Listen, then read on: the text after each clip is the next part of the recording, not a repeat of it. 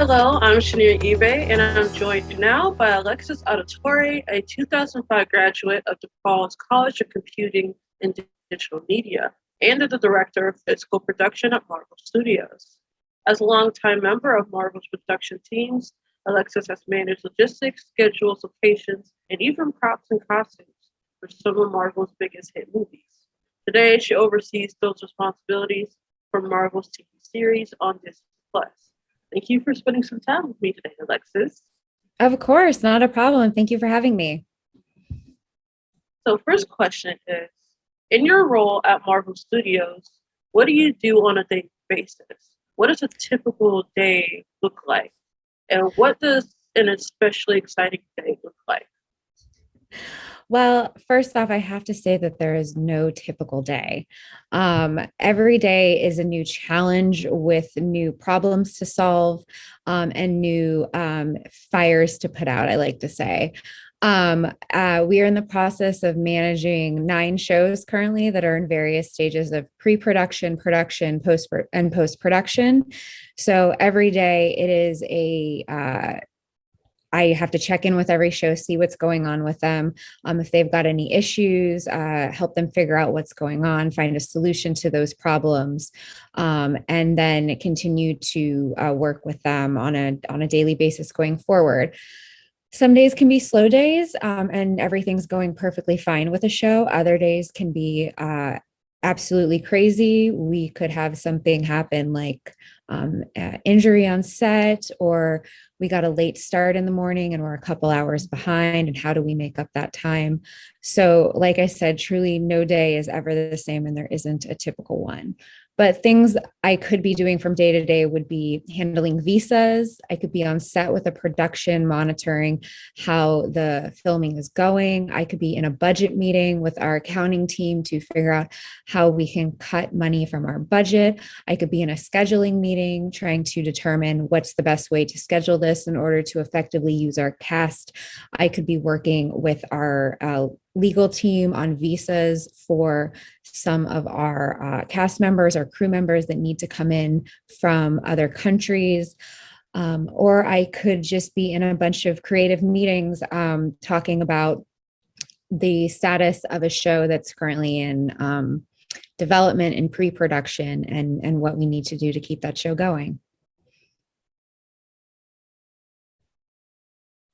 For many years, you were responsible for the safekeeping of props and costumes like Thor's hammer or Cap's shield. So was that ever particularly stressful? It definitely was stressful. Knowing where things were at all times was a constant game. If somebody were to ask me like, hey, where is this one asset? I would sit there and I would try and figure out where it was, not figure out where it was. Is it on our warehouse? Is it on display in Japan? Is it with one of our productions in Atlanta or the UK? It was stressful in that, we had to ensure that every show had what they needed. As we are in the business of making series and sequels, a lot of our props and costumes go from show to show and are reused.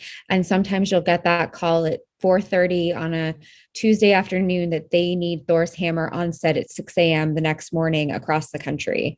And it was my responsibility to get that pulled from storage, get it packed up, and get it shipped overnight to arrive on time so Chris Hemsworth could hold it. Which prop or costume would you say is the most different or better in person than how it appears on screen? Proper costume. I would truly say that all of our costumes, many of the specialty costumes, Captain America's costume, all the costumes from Eternals, anything that was a specialty build from any of our shows, they are so much more impressive in person than you see on the screen. The amount of details that our costume designers put into those costumes is truly amazing. And you don't really get to appreciate that until you're up close and personal with it. Doctor Strange's cape specifically is one of these things. If you are up and close and personal with it and you look at the lining of the cape, you can see all of these tiny little details that our costume designer Alexandra Byrne put into that you don't see on screen because the cape is moving so quickly and flashing around and whatnot. But if you see it up person, if it's on display somewhere and you're able to see it, you can truly see all the little details that were put into the costume that you may not notice if you're just watching it on screen. And some of them can be Easter eggs and some of them can be maybe little spoilers, but you don't necessarily get to see that unless you're up close and personal with the costume. Did you have a personal favorite proper costume to spend the day with? Personal favorite proper costume. I would have to say that one of my favorite costumes that we have done is Hela's costume from Thor Ragnarok. It's truly this amazingly beautiful cat suit, and the headdress that goes with it that she wears is one of the best pieces I have ever seen us wear. And if you know what it is, it's very deer-like antlers that go out extremely far. And while it's enhanced by visual effects in the movie itself, we actually did create one full-size real one that is actually taken apart by magnets. So you have to put all the horns in via magnets. And when it all comes together, it's just truly stunning to look at. You've been responsible for creating museum displays of Marvel Studio props and costumes. What was that experience like? That's an amazing experience. I'm obviously I've worked for Marvel for 13 years, and I've had the opportunity to work with museums around the world to create amazing exhibitions. My favorite so far has been one that we did in Brisbane, Australia. It was we took over the entire first floor of their modern art museum and created a entire Marvel world. We actually brought in full major set pieces. We brought in Odin's throne. We brought in Hulk's bed from Thor Ragnarok, as well as shipped many costumes, props, and set pieces from the US. And to get to work with that museum from the very beginning in creating that exhibit and deciding which pieces would go in and what story we were trying to tell in each specific room was truly an honor to get to do that. And I feel like it really showcased so much of Marvel's history and was able to reach a whole new audience. Australia is very far for us. A lot of our museums take place in the US, but to be able to share those pieces with the other side of the world and let people see those in person, it was just so successful and so rewarding.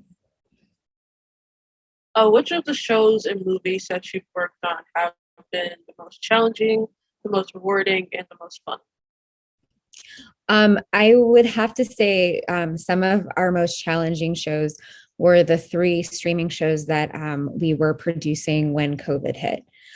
We were in the middle of shooting Falcon and Winter Soldier. Our entire crew and cast was in Prague.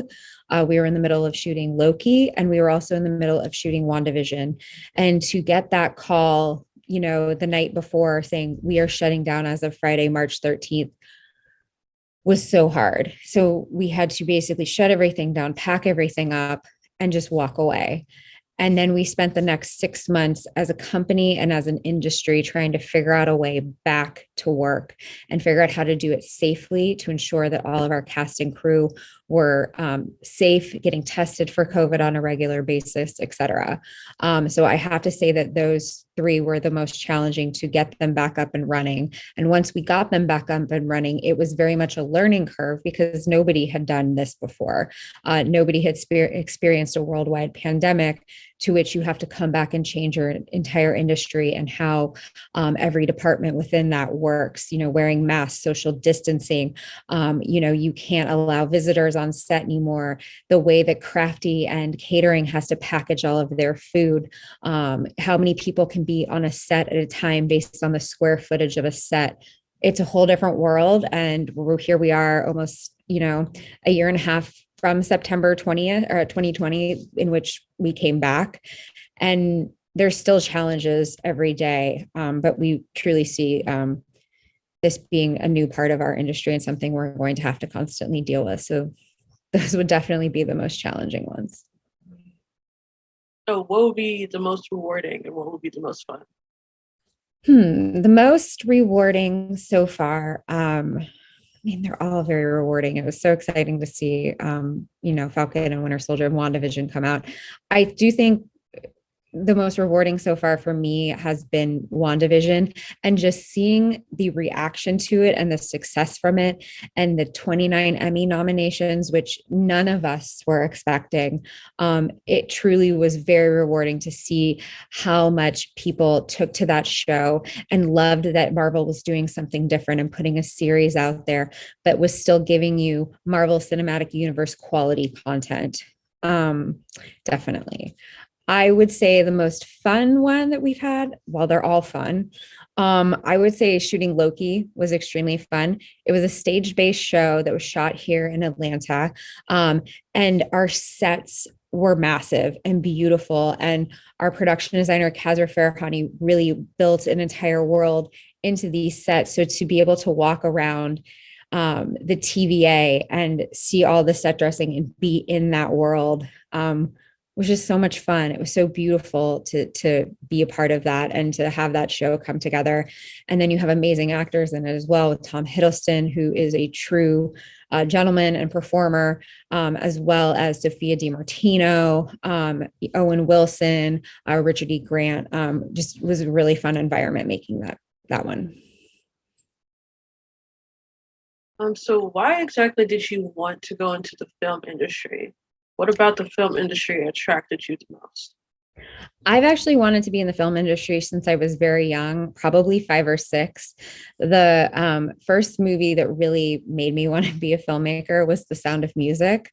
I had the VHS that was a double VHS, and you had to switch halfway through right before the big party at their house. And for some reason, I knew after watching that movie over and over and over again that I wanted to be a part of the film industry.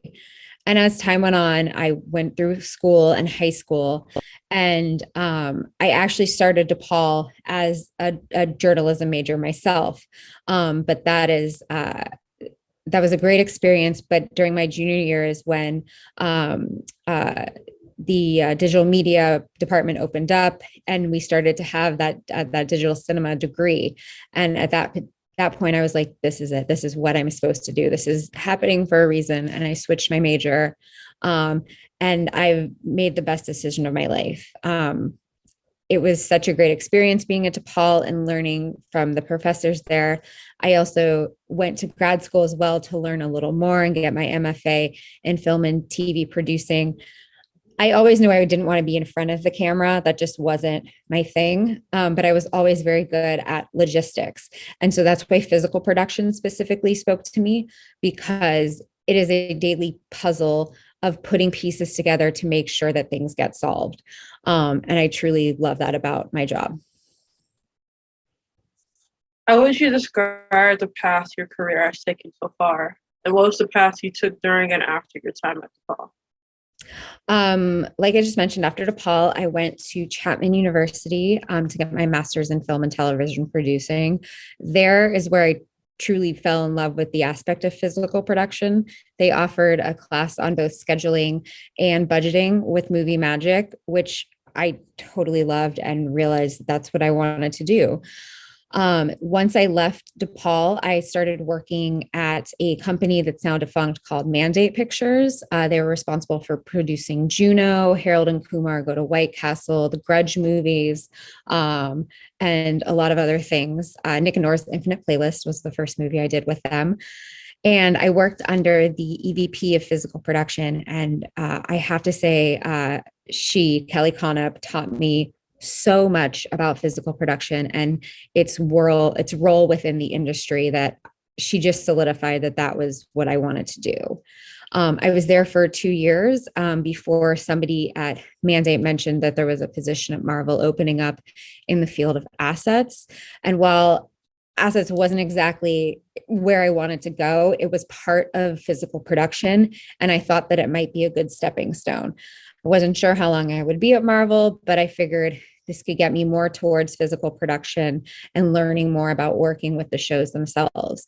I started with Marvel in February 1st, 2010. And now here I am 12, 13 years later as the director of physical production for the streaming shows. So I really took a true path through Marvel, starting with assets.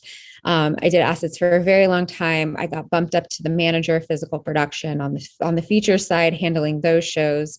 And then once we decided we were going to start a streaming department, which was end of 2018, beginning of 2019, a position to open up that they thought I would be good for and moved me over to handle our streaming shows. What is the best piece of advice that you received when you were starting your career in the industry? The best piece of advice that I got was that no job is too small. Like any job within this industry you can learn from, whether it's being a PA, whether it's being a cast assistant, a director's assistant, whether it's being the lunch counter, like at catering every day, somebody has to like count how many people go through the lunch line. But, you know, that's even something you can learn from because you're in line with all of these crew members that you can talk to and discuss with them and make friends. And you never know who will be an amazing connection for you in the future. So I like to just say that no job is too small and you always can learn something from any job that you're doing within this industry.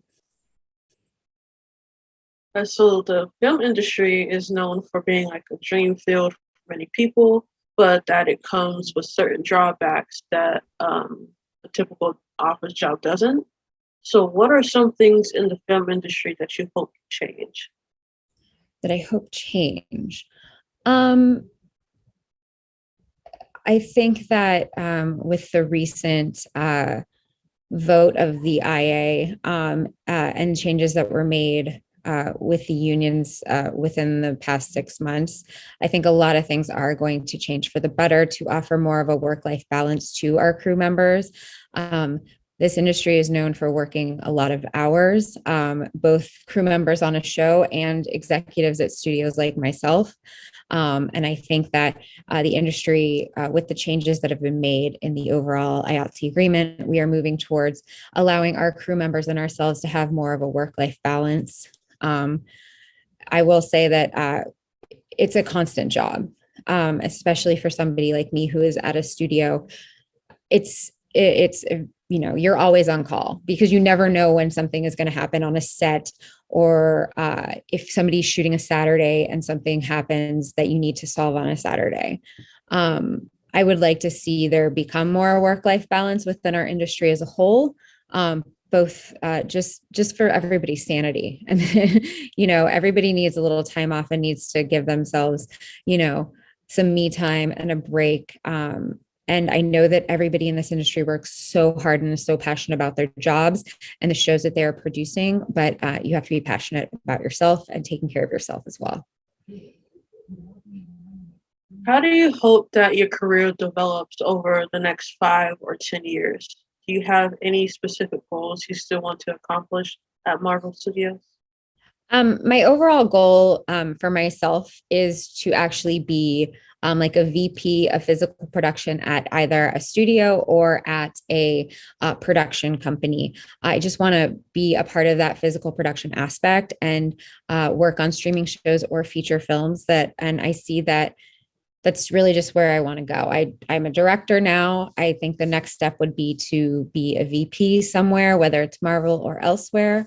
But Marvel has been very good to me over 12 years, and we are truly a family here. So I'd obviously love for that to happen within Marvel, but that's where I really see my career path going. Those are all the questions I have for you today. Thank you for giving us a little peek behind the scenes, Alexis. Of course. Thank you for having me. Thank you for your great questions. They were really thought-provoking, and best of luck to you with your career at DePaul and beyond.